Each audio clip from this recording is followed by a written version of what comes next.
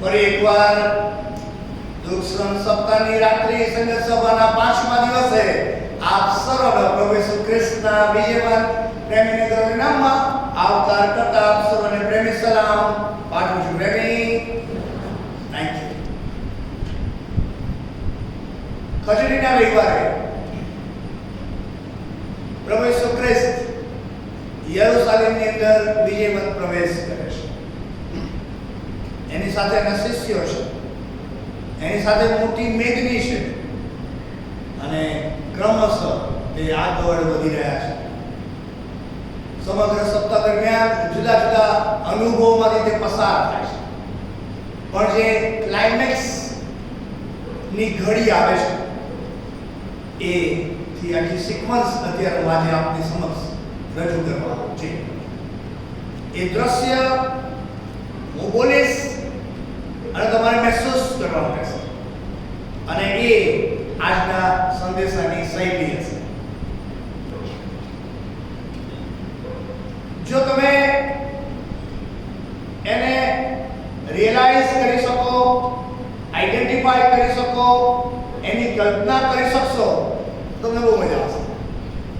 કારણ કે હવે પછીની જે આખી જે જર્ની હશે એ પ્રભુના વચનોના વાંચવામાં જે તમને મજા આવશે એના કરતાં વધારે એને મહેસૂસ કરવામાં તમને વધારે આનંદ મળશે, આશીર્વાદ મળશે.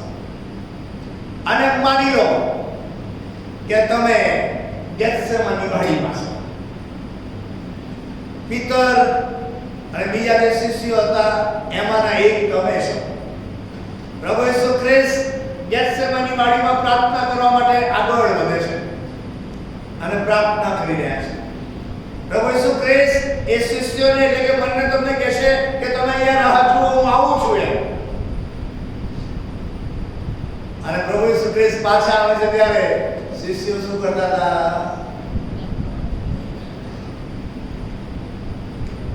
ઊંઘતા. પ્રભુ ઈસુ ખ્રિસ્ત કહેશે શું તમે હજુ પણ ઊંઘો? હવે ઊંઘ્યા જ કરો. શિષ્ય એટલે પિતરની વાત નથી કરતો.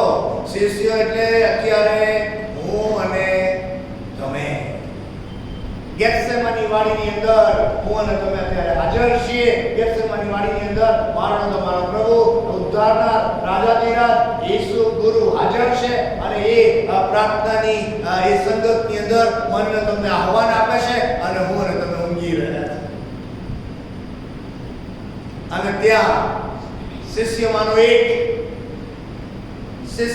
એક પ્રભુ ઈસુ ખ્રિસ્તની ધરપકડ કરવા માટે લોકોને લઈને આવે છે. ભાલાઓની બધા હથિયારો સાથે આવે છે અને પ્રભુ ઈસુ ખ્રિસ્તની ધરપકડ કરવા માટે એને મિલી ભગતની અંદર, કારણ કે પ્રભુ ઈસુ ખ્રિસ્ત તો સોદો કરનાર યહૂદા ઇસ્કારિયોત બારોબાર પ્રભુ ઈસુ ખ્રિસ્તની કન્સર્ટ લીધા વગર બોલો બારોબાર વહીવટ કરી નાખ્યો. અને પછી પ્રભુ ઈસુ ખ્રિસ્તને એરેસ્ટ કરવા માટે અહીંયા આવી જાય છે. એ યહૂદા ઇસ્કારિયોત બીજો કોઈ નતો. કોણ હતો? શિષ્યોમાંનો એક. અત્યારે શિષ્ય બીજું કોઈ છે જ નહીં. શિષ્યમાં હું ને તમે જ છીએ. ત્યારે યાદ રાખજો, ગેથસેમાની વાડીમાં પ્રભુ ઈસુ ખ્રિસ્તને એરેસ્ટ કરવા માટે આવે છે અને ત્યાં શિષ્યોમાંના એક એ સહન ન કરી શકતા તલવાર કાઢે છે અને મુખ્ય યાજકના ચાકર અને સિપાહીનો કાન કાપી નાખે છે. પ્રભુ ઈસુ ખ્રિસ્ત એ શિષ્યમાંના એકને કહેશે કે તું અત્યાર સુધી મારી સાથે રહ્યો, મારા નામથી ઓળખાતો રહ્યો, મેં જે કર્યું તે જોયું, જાણ્યું, અનુભવ્યું, એનો અહેસાસ કર્યો અને તેમ છતાં તું હજુ પ્રેમનો પાઠ શીખ્યો નથી, માફી આપવાનું શીખ્યો નથી. અફસોસ છે તને, અફસોસ. એવું પ્રભુ ઈસુ ખ્રિસ્ત એ શિષ્યને કીધું. એક શિષ્ય ધરપકડ કરાવવામાં આવે છે, બીજા શિષ્યની ફટકે છે એટલે કાન કાપી નાખે છે. પણ પ્રભુ ઈસુ ખ્રિસ્ત કહે છે કે ભાઈ આપણે તો કાપવા વાળા નથી, આપણે તો સંભાળવાવાળા છે, બાંધવાવાળા છે, બાંધવાવાળા, સાજાપણું આપનારા લોકો છે. અને ત્યાં પ્રભુના વચનોમાં એવું લખ્યું છે કે પ્રભુ ઈસુ ખ્રિસ્ત એ સિપાહીના કાનને સાજો કરે છે.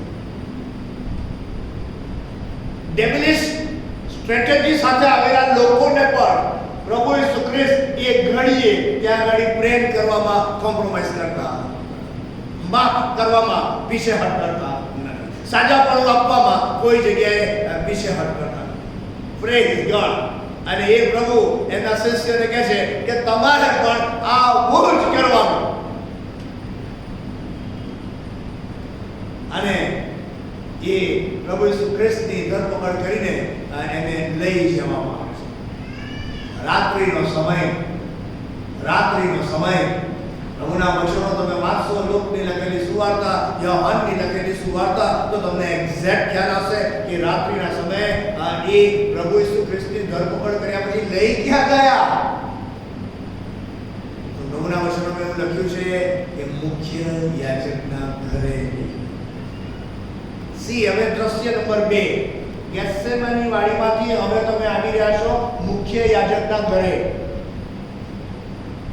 The high priest, the most responsible person, ન્યાય સભાનો મુખ્ય સર્વે સર્વા,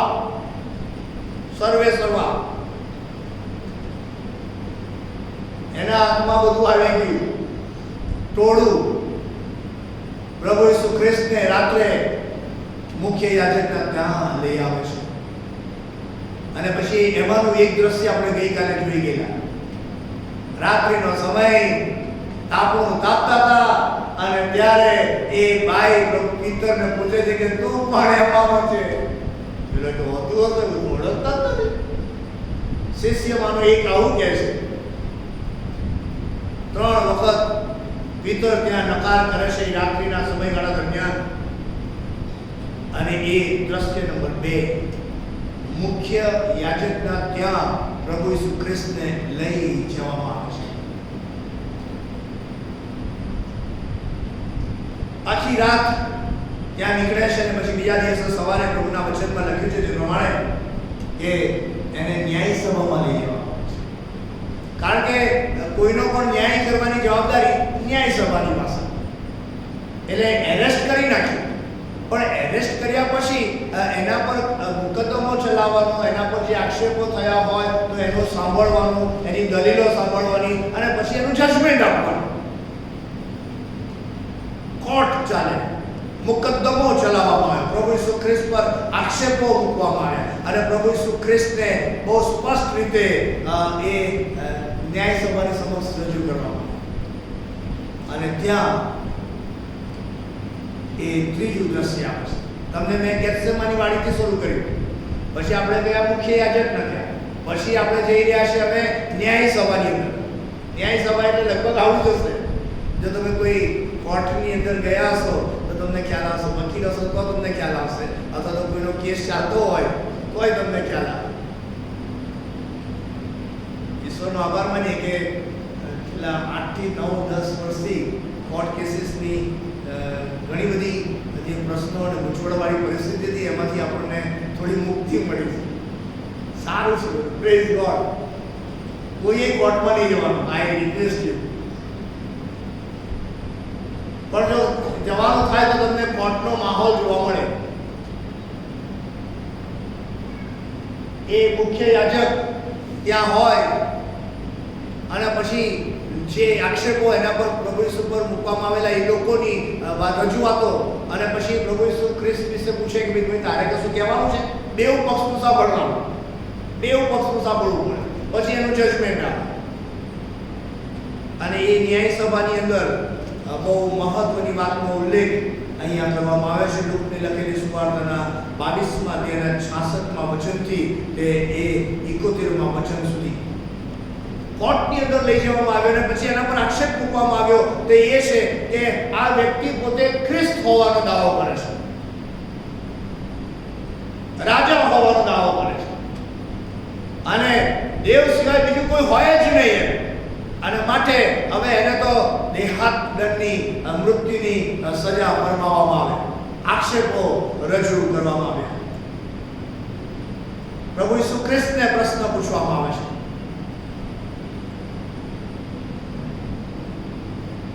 ટ્વિસ્ટિંગ ક્વેશ્ચન્સ પૂછવામાં આવે છે. બાઇબલ તમે વાંચો તો તમને ખ્યાલ આવશે કે જૂઠા સાક્ષીઓ ખરીદી લેવામાં આવે છે. જૂઠા સાક્ષીઓની ખરીદી કરવામાં આવે છે. તમને ખબર છે જૂઠા સાક્ષીઓની ખરીદી એટલે શું? આખો કેસ પલટી નાખે, આખો કેસ પલટી નાખે. મારા વાલા ઊંધું જ બોલે, અવળું બોલે, સેટિંગ થઈ ગયું હોય. આ ન્યાય સભામાં પણ એવું જ કંઈક થયેલું. એ ટોળાશાહી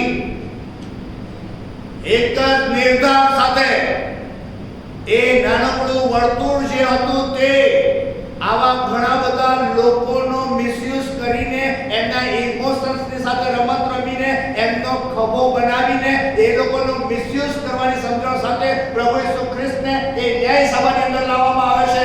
રમત રમનારા તો બીજા હતા, જેમને ખૂંચતું હતું એ તો બીજા હતા, એ તો શાસક પક્ષના લોકો હતા. કારણ કે પ્રભુ ઈસુ ખ્રિસ્ત જે રીતે આગળ વધી રહેલા, પ્રભુ ઈસુ ખ્રિસ્ત જે રીતે આશીર્વાદિત રીતે લોકોના જીવનની અંદર ચમત્કારો કરીને સાજાપણું, આનંદ અને આશીર્વાદને અજવાળું આપી રહેલા, એ લોકોને સહન ના થયું. એ લોકોને લાગ્યું કે હવે આ તો નિશ્ચય રાજા બની જશે. યરૂશલેમની અંદર એનો વિધિવત પ્રવેશ જે થયો, રાજા તરીકે લોકો એને માન આપ્યું, રાજા તરીકે લોકો એને સ્વીકારી લીધા. એ લોકોની ગભરાટ વધી ગઈ અને માટે એવા લોકોનું નાનકડું વર્તુળ પ્રભુ ઈસુ ખ્રિસ્તને વધસ્તંભે જોડાઈ દેવાના માટેના તમામ પ્રકારના જટિલ વ્યવહારો ને વલણો ને વર્તણૂકો અહીં અમલમાં મૂકી દેશે. ન્યાય સભાના સંદર્ભમાં તમે બાઇબલમાં વાંચશો તો તમને ખ્યાલ આવશે કે કેટલી હદે એનું વર્ણન કરવામાં આવ્યું છે. પ્રભુ ઈસુ ખ્રિસ્તની વિરુદ્ધ જૂઠા સાહેબી ને સાક્ષીઓ ખરીદવામાં આવ્યા, ઉભા કરવામાં. જજમેન્ટ આપવાની વાત આવી. મેળાવડીપણામાં ટોળાશાહીની અંદર એકજૂથ થઈને એક જ દિશા આપવામાં આવી કે આને કોઈ પણ હિસાબે અહીંયાથી હટાવો, ઇસકો હટાવો. બધું તૈયાર થઈ ગયો, તખતો તૈયાર થઈ ગયો ન્યાય સભામાં. પણ ક્વેશ્ચન માર્ક આવ્યો ઉપર. અહીંયા લખ્યું છે તે પ્રમાણે યોહાનની સુવાર્તાની અંદર બહુ સ્પષ્ટ રીતે એવું લખ્યું છે કે એ લોકો પ્રભુ ઈસુ ખ્રિસ્તને મૃત્યુદંડ આપવા માંગતા. ન્યાય સભાના બધા મિલીભગત વાળા લોકો. પણ there was a limitation કે નાની મોટી દરેક સજા એ ન્યાય સભાના આગેવાનો આપી શકે, પણ મૃત્યુદંડની સજા આપવાનો અધિકાર એમની પાસે. They did not have the power to give that punishment. ન્યાય સભાની અંદર ક્લાઇમેક્સ પર પહોંચ્યા પછી એમને ખ્યાલ આવ્યો કે આ પાવર્સ તો આપણી પાસે છે નહીં. અમુક પાવર્સ અમુક ટેબલ પર જ હોય અને ટેબલે પાવર્સની માત્રા બદલાય, એનું સ્વરૂપ બદલાય, એની ઇન્ટેન્સિટી બદલાય, એની તીવ્રતા બદલાય. અને એ પાવર સિસ્ટમની અંદર they came to know કે એ ન્યાય સભાની પાસે મૃત્યુદંડની સજા ફરમાવવાનો પાવર નથી. એમણે જાણી લીધું કે પાવર કોની પાસે છે? કે રોમન ગવર્નરની પાસે.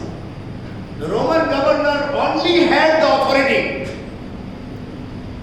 અને રોમન ગવર્નરનું નામ છે પિલાત. હવે ન્યાય સભામાંથી હું તમને લઈ જઈ રહ્યો છું. આ લોકોને ખબર પડી ગઈ કે ભાઈ નંબર ગેમ આપણી સાથે છે, લોકો આપણી સાથે છે, ટોળું આપણી સાથે છે, આપણે બધું કરવાનું જ છે, આપણે ધાર્યું જ કરવાનું છે, પણ પાવર્સ નથી. અને માટે લખ્યું છે યોહાનની લખેલી સુવાર્તાની અંદર તે આટલું જ કે એ લોકો પછી ન્યાય સભામાંથી પ્રભુ ઈસુ ખ્રિસ્તને લઈ જાય છે પિલાતની પાસે. પિલાતની પાસે. અને પિલાતના સંદર્ભની અંદર જ્યારે એ લોકો રજૂ કરે છે ત્યારે એમને બહુ સ્પષ્ટ સમજણ આપે છે તે એટલું જ કે આને વધારે સમજ લાગ્યો. પિલાત આઉટરાઇટલી એમ કહે છે કે ભાઈ જો આ તમારી ઇન્ટરનલ મેટર છે, તમે અંદર પતાવી દો, એમ જાઓ ન્યાય સભાની અંદર એનું સેટિંગ કરી નાખો. અને એવું કંઈ મેજર કોઈ લાગતું નથી કે તમારે આટલી સાથે મારા ત્યાં આવવાનું. મારા ત્યાં આવવાની તમારી જરૂર નથી. You can manage within. તમારે નાનું મોટું જે કંઈ પણ પનિશમેન્ટ કરવી હોય કે જે કંઈ પણ માર કાઢવો હોય બતાવી દો ને નીચે જ. મારી પાસે શું કામ લાવો છો? ત્યારે પેલા લોકોએ પિલાતને કીધું કે સાહેબ, અમે એવું જ કરવા માંગતા હતા, પણ અમે જે કરવા માંગતા હતા એ પાવર્સ અમારી પાસે નથી. અને એ પાવર્સ ફક્ત તારી પાસે, ફક્ત તારી પાસે, રોમન ગવર્નરની પાસે. કારણ કે અમે જે કરવા માંગીએ છીએ એ લાઈન દોરી તારા ટેબલ પર જાય છે. ત્યાં આખી પરિસ્થિતિનું વળાંક આવી જાય છે. ગેથસેમની વાડી, મુખ્ય યાજકનું ઘર, ન્યાય સભા, હવે પિલાતના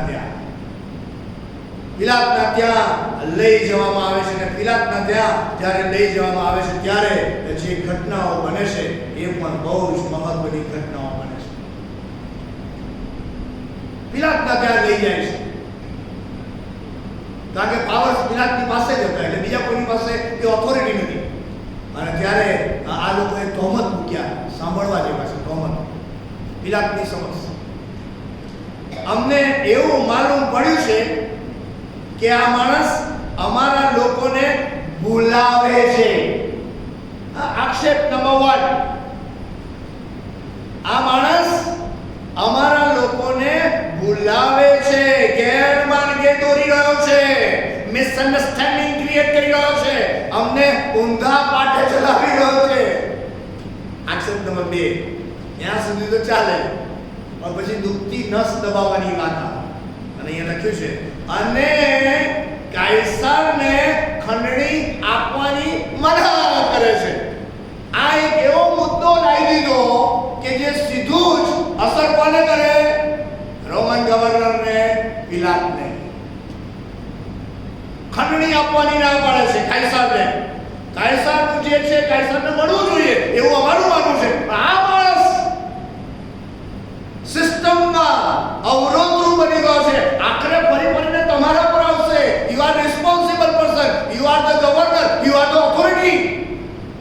પછી એવું પણ આગળ જતા એવું કહેશે કે એ પોતે એવું કહેશે કે હું ખ્રિસ્ત રાજા છું, હું ખ્રિસ્ત રાજા છું.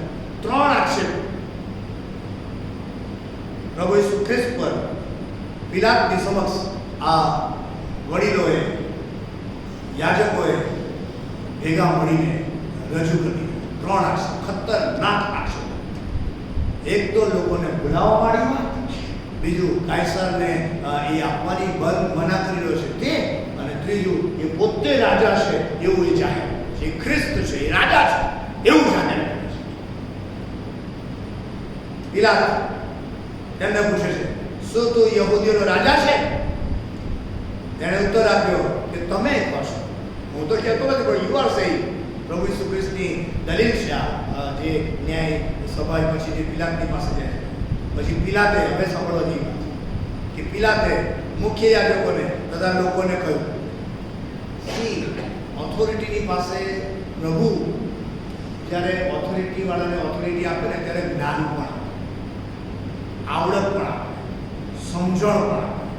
અને સાહેબ એના ટેબલ પર આવતા જે લોકો હોય ને એના મગજમાં કયા ચક્કરડા ચાલે છે ને એ પણ એ વિઝ્યુઅલાઇઝ કરી શકે. સમજો તમારી વાત? હું તો બિશપ છું, બોલો. અને અમારા બિશપના ટેબલ પર લોકો આવે ને તો મારા વાલા જાતના ગણિતો થતા આવે. કેમ છો તમે ત્યાંથી શરૂ કરે અને છેલ્લો સવાલ એજન્ડાનો જે મહત્વનો સવાલ એ એવી માહોલ બનાવીને રજૂ કરે ને કે તમે આમ ગુડગુડ ફરી જાઓ. પણ તમે કોઈ પણ સત્તાધીશને તમે જોશો તમને ખ્યાલ આવશે કે જુદી જુદી રીતે રજૂ કરવાની વાત આવતી હોય છે. પણ અહીંયા પિલાત રોમન ગવર્નર કક્ષાનો માણસ છે અહીંયા, બરાબર છે, અને એ મુખ્ય યાજકોને અને લોકોને કહેશે કે આ માણસમાં મને કઈ અપરાધ જણાવો. તમે 3 દલીલો કરી, મેં એને એક ક્વેશ્ચન કર્યો, પણ એની સામે એને જજમેન્ટ આપી દીધું છે મુખ્ય યાજકોને અને લોકોને બોલાવીને કે આ માણસમાં મને કઈ અપરાધ જણાવો. outrightly, prima facie understanding, prima facie decision on the spot જે આપવાનો હોય આપી દે છે સાહેબ રોમન ગવર્નર. એને એવું કશું ખોટું કર્યું એવું મને લાગતું, પણ ઘણી બધી વખત આવા નિર્દોષ લોકો, ઘણી બધી વખત આવા ઇનોસન્ટ લોકો સિસ્ટમના વિક્ટીમ બની જતા હોય છે. લોકનું જે ટોળું હોય છે એના ભોગ બની જતા હોય છે. અને અહીંયા પિલાતની પહેલી અન્ડરસ્ટેન્ડિંગ જે ક્રિએટ થાય છે કે આ માણસનો મને કંઈ જણાતું નથી, ત્યારે પેલા લોકોથી રહેવાયું નહીં. કારણ કે એમની જે સમજણ હતી, એમની જે અન્ડરસ્ટેન્ડિંગ હતી, એમની જે ડિઝાઇન હતી, એનાથી તદ્દન ઊંધું જજમેન્ટ અહીં આવ્યું. બોલો, તદ્દન ઊંધું જજમેન્ટ. કારણ કે એમનો ઈરાદો તો પ્રભુ ઈસુ ખ્રિસ્તને મરણદંડનો આપવો, અને માટે એ લોકો રોમન ગવર્નરની પાસે લાગે. રોમન ગવર્નર કહે છે કે એ તો ઇનોસન્ટ છે, એમાં તો કોઈ અપરાધ જણાતો નથી. દુખી થઈ ગયા છે મારા વાલાઓ. બોલો, એ મુખ્ય યાજકો અને બધા લોકો બહુ દુખી થઈ ગયા છે. અરે રામ, ક્યાં આ ગયે, આ કયો જજ આવે એમ. એટલે વકીલ એવું કહે ને કે અમુક જજની સામે જો મેટર હોય ને તો એ લોકો તારીખો પર તારીખો લે. બોલો, કારણ કે અમુક જજો બહુ સ્ટ્રીક હોય, અમુક જજો થોડા લિબરલ હોય, અમુક જજો નું માઇન્ડસેટ અલગ હોય. એટલે જજનું જે સાયકોલોજી ને એ પ્રમાણે ઘણી બધી વખત સારા સારા વકીલો કેસ ચલાવવાનો પ્રિફર કરે. જો કોઈની આઈ પાસે આવી ગયો ને આમ તો કેસ હાથમાંથી જતો રહે, એનું સ્ટેટસ બગડી જાય સાહેબ. હું પોતે લોયર છું, 3 વર્ષ ખાલી સનદ નથી લીધી એટલી જ, એ પણ લેવા ગયેલો હતો. પણ પછી ત્યાં જાહેર કર્યું, બાર એસોસિએશનનો જે પ્રેસિડેન્ટ હતો એ અમારો મિત્ર હતો, કીધું કે ભાઈ તું જોબ કરે છે? ના, જોબ નહીં કરતો. તો શું તને સેલેરી મળે છે? વાહ. તો કે તને કદી ના મળે ને, તો સફેદ જબ્બો. અંકજભાઈ અને બીજો એલિઝબેથમાં બાળક હતું, એટલે ધેન બિશપ વિનોદ કુમાર માલ્યા સાહેબ ઘણી બધી વખત કેસીસને માટે એમને સાથે લઈ જતા હતા. અમુક બાળકો તૈયારીના ભાગસ્વરૂપે હાઈકોર્ટમાં જતા હતા અને ડિસ્ટ્રિક્ટ કોર્ટમાં જતા હતા, અલગ અલગ જગ્યાએ. ત્યારે એમણે મસ્ત એમ કહી નાખ્યું કે એમ જ છે તો ભણને તો એલએલબી કરને. તો બધા ચાલુ સેવામાં એલએલબી કરી નાખ્યું. બોલો, 3 વર્ષ બહુ મજા આવી. જર્નલ કર્યું ને પછી આવું બધું મેચ થતું લાગ્યું, કારણ કે આમાં આવું જ હતું. બોલો, અને એ મારો લોનો અભ્યાસ મને મારી સેવામાં બહુ જ મહત્વપૂર્ણ બન્યો છે. ઘણા બધા કુટુંબોને માટે આશીષનું કારણ બન્યું. ઘણી બધી વખત સાચી સલાહ આપવામાં પણ બહુ મદદનું કારણ બન્યું. અહીંયા પિલાતે જજમેન્ટ આપી દીધું. ત્યારે પેલા લોકોથી રહેવાયું નહીં ને એમાં એક વાક્ય બોલી ગયા. બધા લોકો બહુ જ હોશિયાર હોય છે, કાળજી રાખજો, કોઈને અંડર એસ્ટિમેટ કરતા નહીં. કે હા, please don't ever dare to underestimate anybody. એ લખ્યું છે. પણ તેઓએ વિશેષ આગ્રહથી કહ્યું.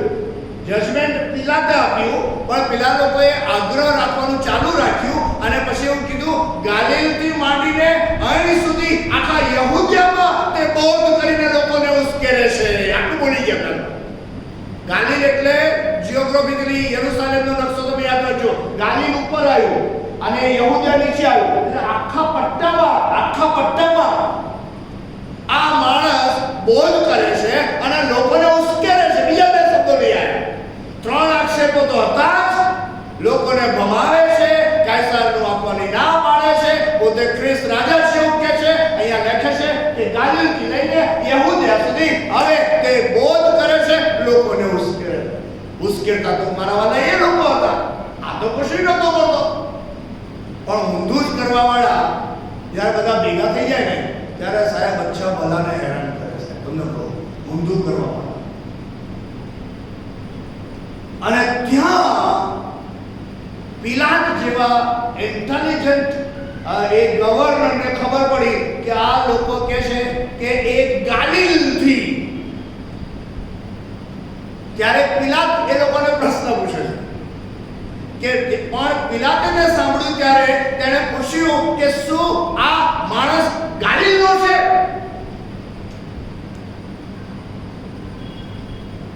અને જો એમ હોય તો આખી મેટર એને મિનિટમાં ટ્વિસ્ટ કરી નાખી છે.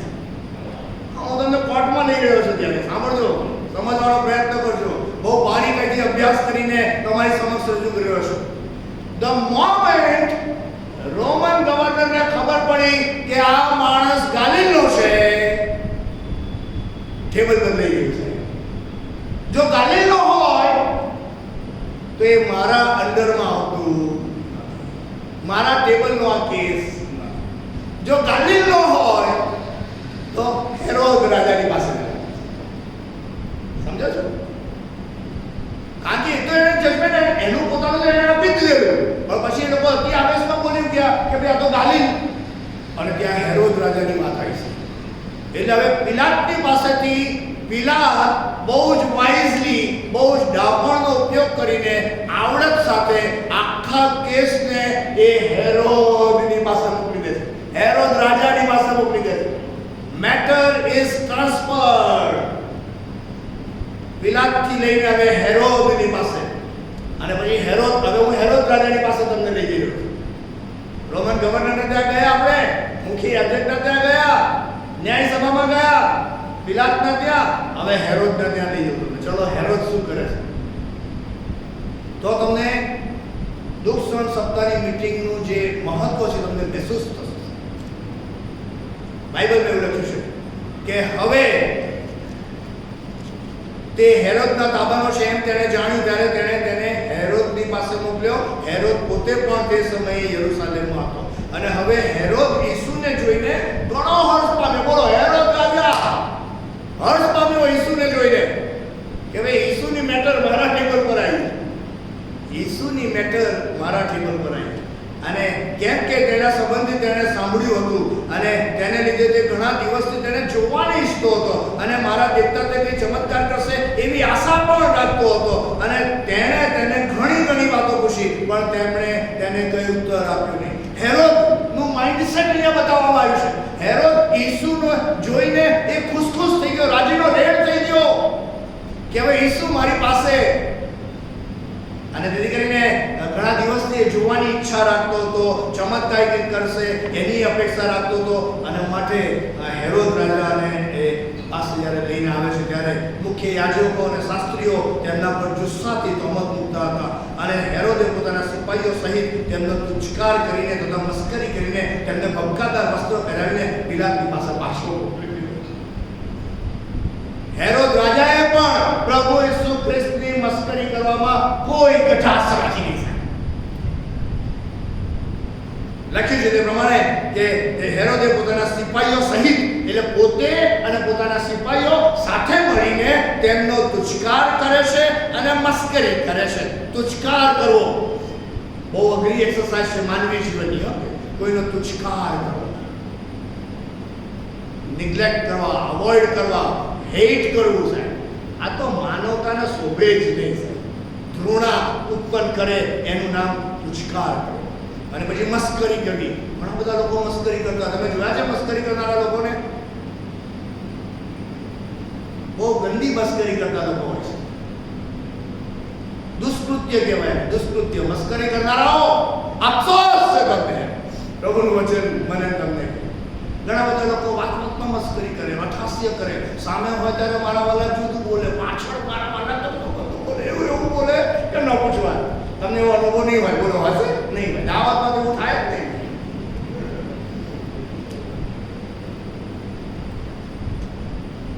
મસ્કરી કરવાની, ભપકાદાર વસ્ત્રો પહેરાયા અને પિલાતની પાસે પાછા મળ્યા. પણ હવે અહીંયા જે બહુ મહત્વની વાત લખેલી છે તે આ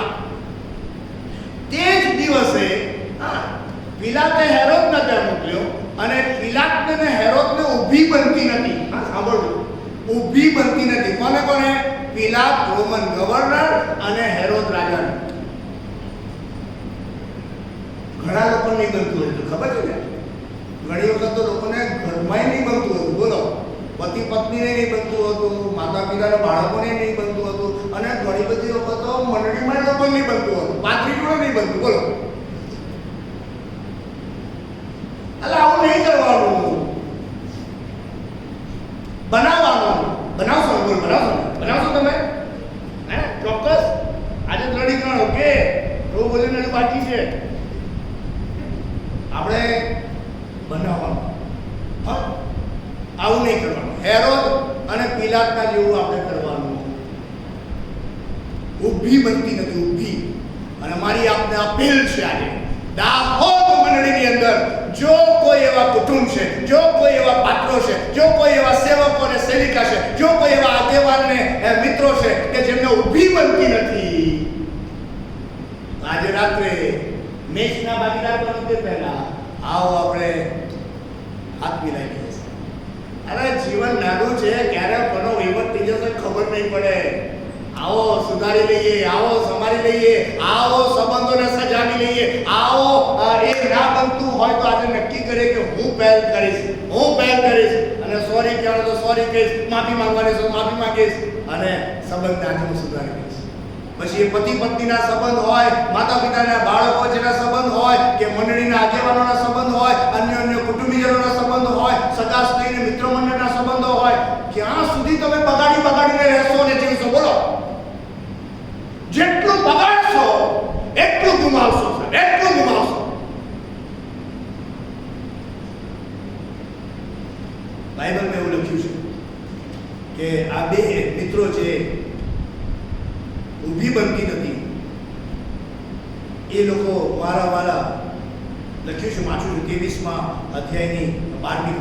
એ જ દિવસે પિલાત તથા હેરોદ એકબીજાના મિત્ર થયા.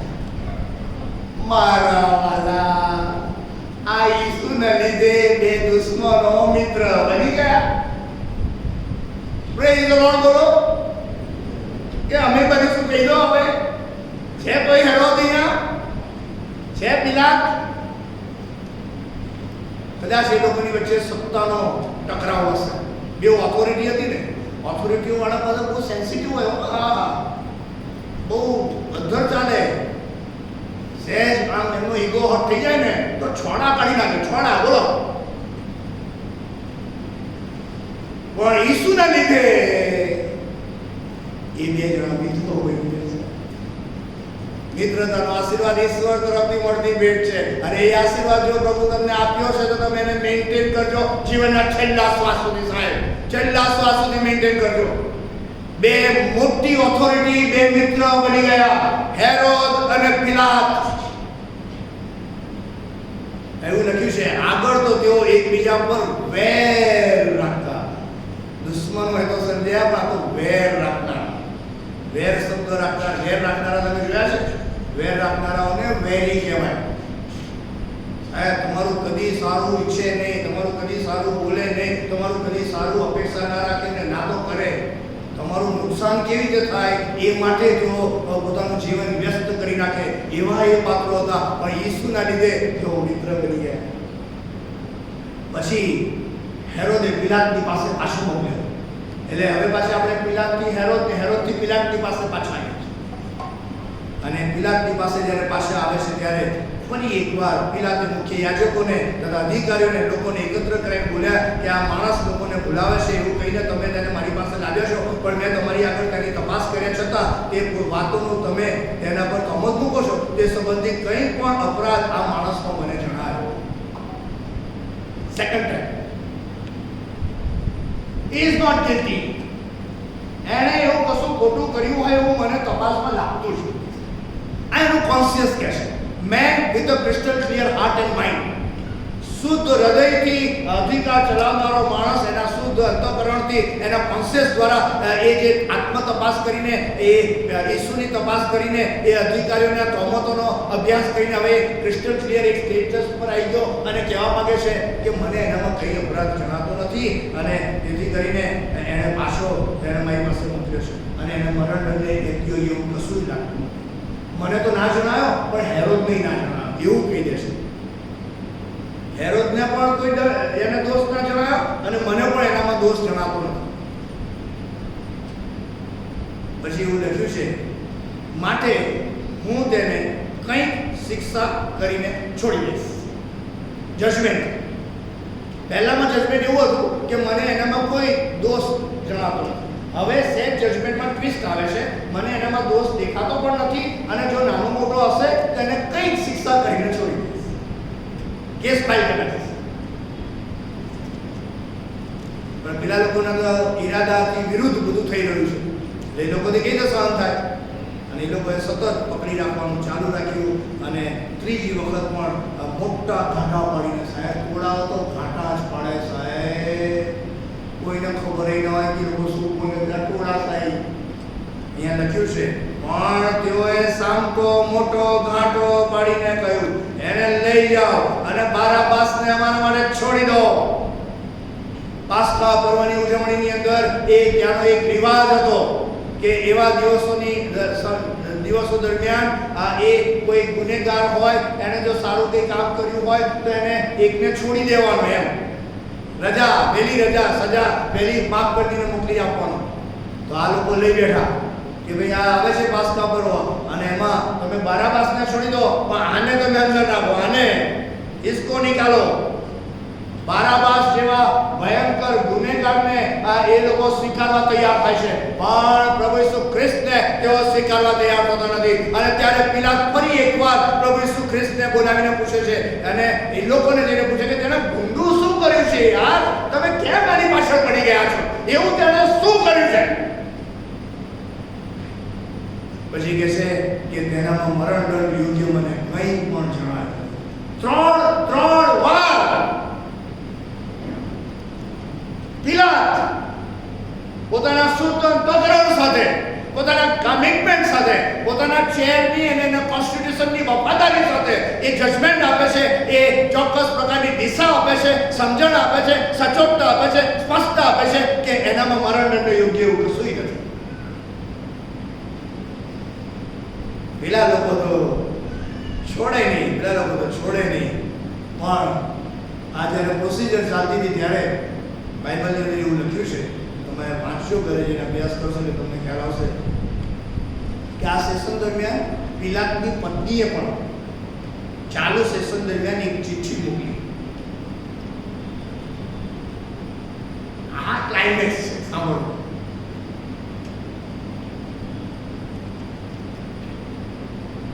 ગવર્નરને કોણ અડી શકે? એક જ એની મિસિસ.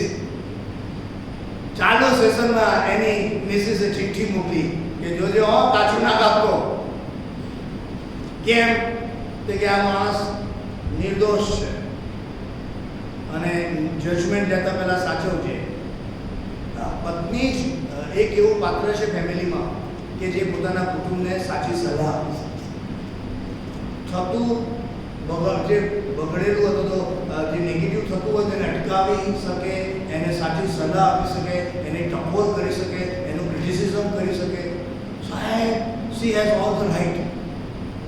અને અહીંયા આ પિલાતને તો ઈશ્વરે સારી પત્ની આપી કે ચાલુ સેશનમાં ચિઠ્ઠી મોકલી.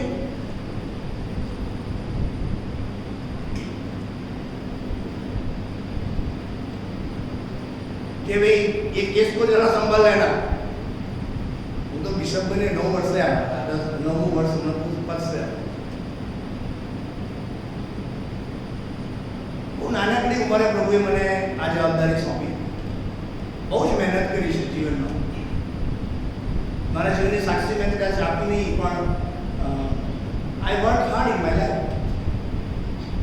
અને રાતોરાત કશું જ થતું હોતું નથી. એટલે ભાઈ જીવનમાં બહુ મહેનત કરવી પડે, બહુ સંઘર્ષ કરવો પડે.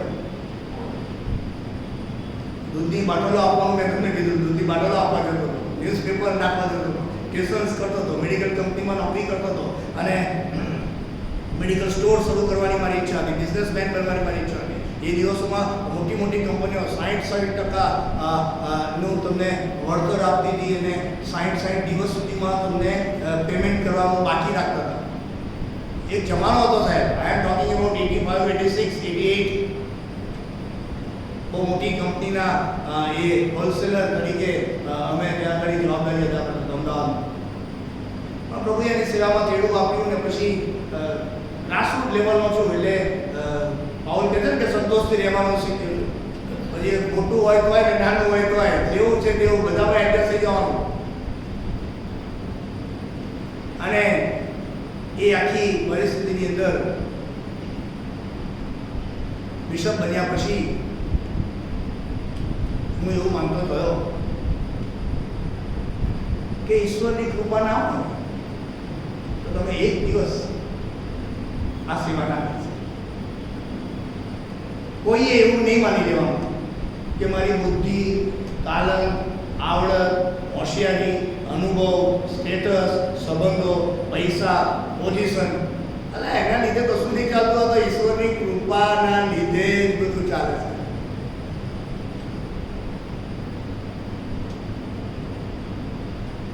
બિશપ બન્યા પછી બહુ બધા અનુભવ થયા, બહુ બધા મિત્રોય બન્યા, બોલો, અને બહુ બધા સગા પણ બન્યા. ધીમે ધીમે એક કડવો અનુભવ તમને કહું, નામ નહીં દઉં. 242 બાળક સાહેબો છે, બાળક સાહેબો, ડીકનો, સુવાર્તિકો, મિશનરીઓ. તમે જેવો સત્તાધીશ છે એમને ખબર છે એક લીટીમાં વહીવટ થઈ જાય કે ના થઈ જાય? વિચારો, એક જ લીટીમાં વહીવટ કરવો હોય ને અચ્છા બધા નથી. એટલા બધા પાવર્સ બિશપની ચેરમાં છે, એટલા બધા પાવર્સ.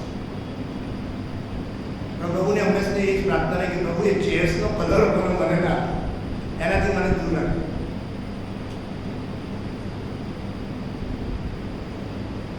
એક ધર્મસેવક, ખબર નહીં શું હશે, મંદિરમાં શું હશે ખબર નહીં, પણ ડાયોસિસને એની સિસ્ટમને આખી વ્યવસ્થાને બધી માને જ ના આપે, અવળું જ બોલે, અવળું જ કરે અને અવળું કરાવે.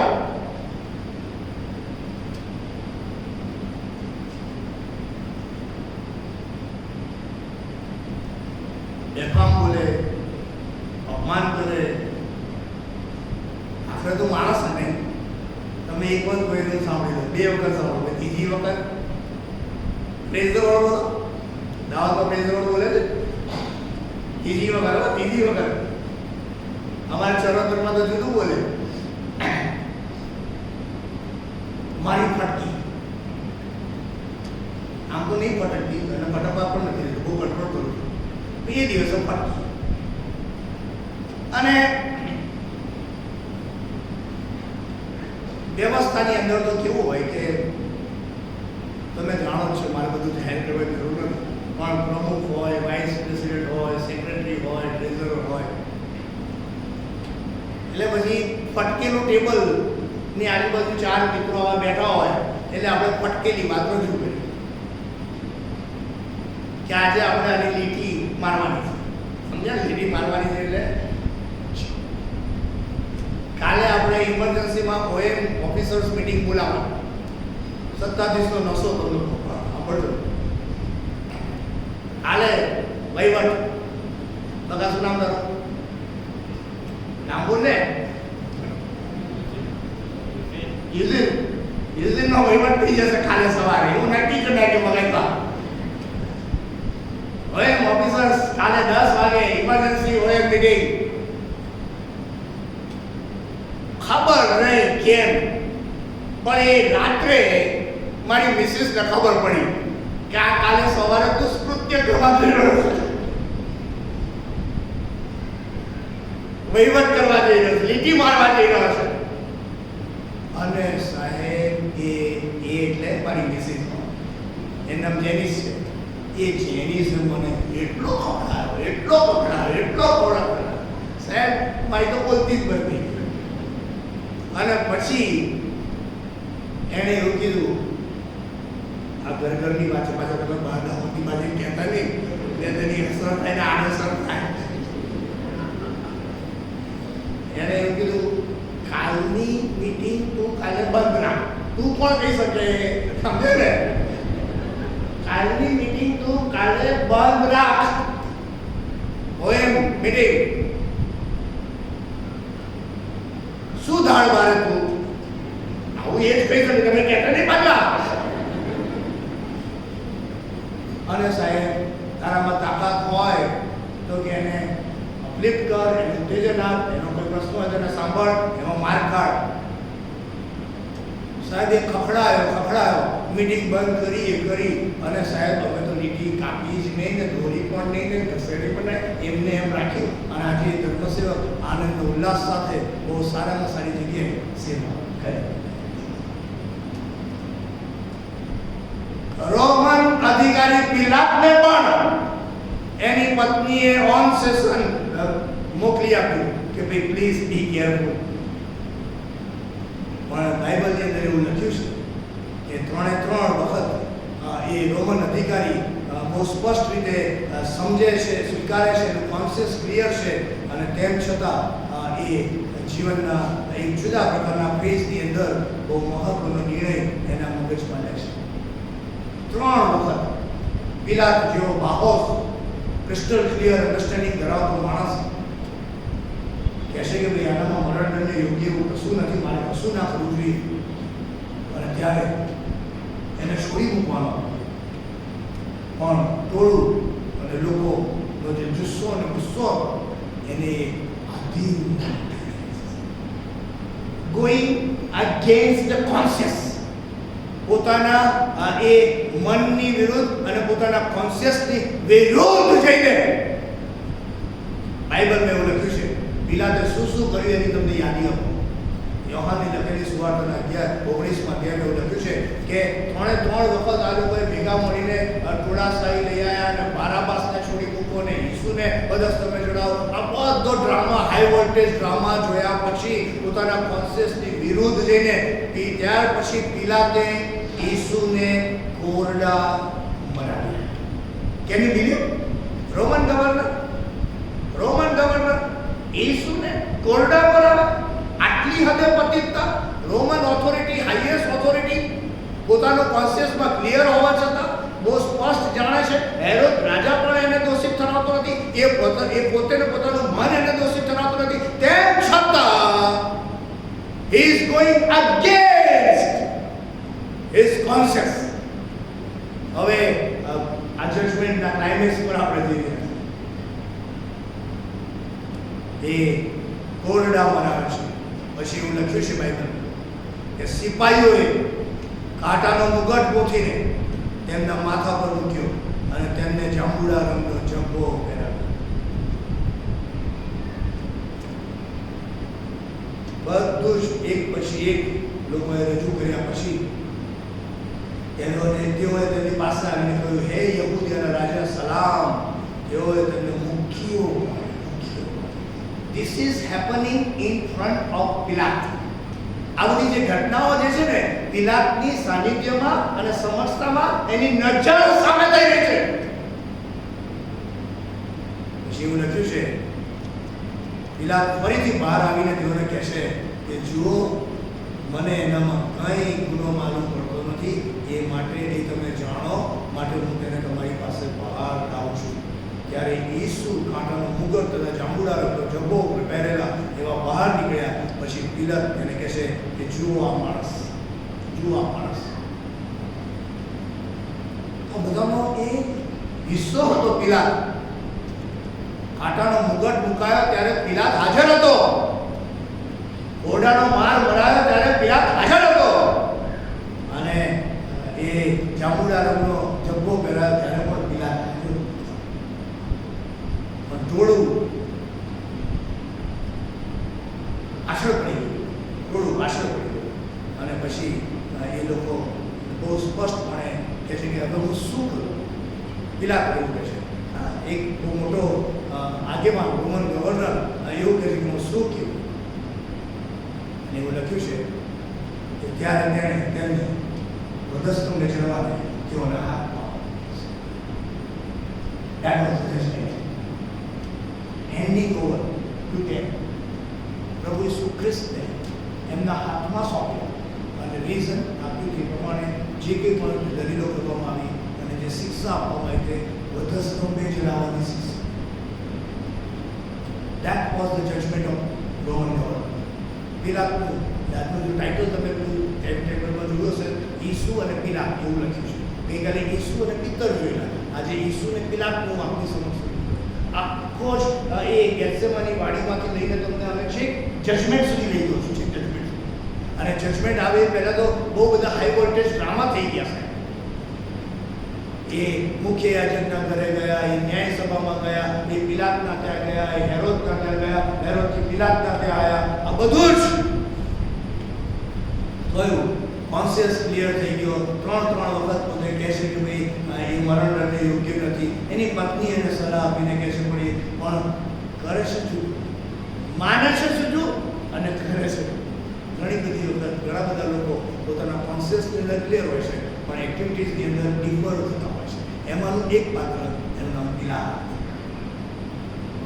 એની જે સમજણ હતી તે અને એનું જે ડિસિઝન હતું, નિર્ણય હતો તે આસમાન going against his conscience, going against his understanding. પોતાના મનની વિરુદ્ધ, પોતાની સમજણની વિરુદ્ધ એ જાય છે અને ઈસુને કોરડા બનાવે છે. કાંટાનો મુગટ મુઠાવે છે અને પહેરાવે છે, જબ્બો પહેરાવે છે અને છેવટે વધસ્તંભે પિલાત પ્રભુ ઈસુને વધસ્તંભે. આખરે પેલા લોકો ફાઈ ગયા. આખરે પેલા લોકો મિલીભગત એક સમજણ સાથે, ટોળાશાહીની અંદર બદ ઇરાદા સાથે પોતાનું સાચવવાના માટે પ્રભુ ઈસુ ખ્રિસ્તને વધસ્તંભે ચડાવવા સુધીની આખી પ્રોસેસમાં આગળ વધી. આશા રાખું છું કે તમને આખું આ સેશન એક જુદા અંદાજમાં રજૂ કરવાની મને તક મળી છે. ત્યારે ગમ્યું હશે તમે શાંતિથી એનો અભ્યાસ કરજો, વાંચજો, સેશન વાઇઝ જજો એટલે તમને આખું દ્રશ્ય તમારી નજરો સમજશે. હવે વધસ્તંભે ચડાવવા છે. વધસ્તંભે ચડાવવા માટે અત્યારે હેન્ડઓવર કરે છે એટલે આજે આપણે બંધ કરી શકીએ. ઓકે, હવે વધસ્તંભે હેન્ડઓવર કર્યા પછી જે ઘટના બને છે એ આપણે આવતીકાલે, આખું વિશ્વ આવતીકાલે. પરંતુ આવતીકાલે એ ઘટનાની અંદર જોડાઈએ તે પહેલા દેશના ભાગીદાર બનવા જઈ રહ્યા છે. આવો આપણે બીજા આખું આ દ્રશ્ય તમે તમારી નજર સમજતા કે આ બધા ટોળામાં, આ બધા પાત્રોમાં, આ બધા વાક્યોમાં, આ બધી લાગણીઓમાં, આ બધી રજૂઆતોમાં, આ બધા ગણિતોમાં, આ બધા સ્વાર્થમાં, વેર આર યુ? તમે તમારી જાતને ક્યાં આઈડેન્ટિફાઈ કરો છો? Where do you stand? I think તમારો જવાબ તમે પોતે આપશો તો એ શ્રેષ્ઠ હશે. અત્યારે તો પેલી ઓનલાઈન એક્ઝામ ચાલે છે, ખબર નથી સ્કૂલોમાં તમારે ચાલે ઓનલાઈન આપી એક્ઝામ. ઓનલાઈન એક્ઝામ એટલે બધું એમ જ આપો છો મોટે મોટે. અત્યારે ઓનલાઈન એક્ઝામ ચાલે છે ને, ખબર શું થાય તમને કહું? આખા સવાલો અને આખા જવાબો મારા વાલા કોપી કરી લખી નાખે. બોલો. અને પછી કે 25 માંથી 22 પર ગયા. આવે ને આજે મારી અપીલ છે કે તમે તમારો જવાબ કોઈની કોપી કરશો. પ્રભુ આ વાતો સમજવાના માટે મને આ માણસોને એક સરખી રીતે સહાય. Thank you so very much.